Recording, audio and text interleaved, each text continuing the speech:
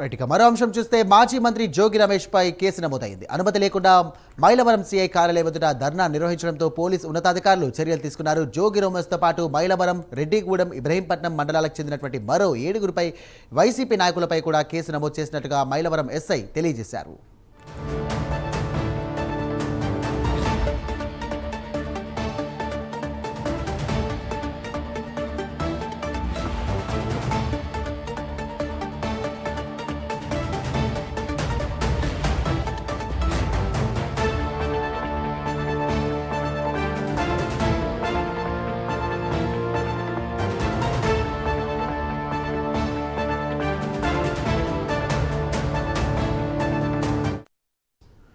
Right breaking చేస్తున్న మాజీ మంత్రి జోగి రమేష్ పై కేసు నమోదయ్యింది. అనుమతి లేకుండా మైలవరం సిఐ కార్యాలయం ఎదుట ధర్నా నిర్వహించడంతో పోలీసు ఉన్నతాధికారులు చర్యలు తీసుకున్నారు.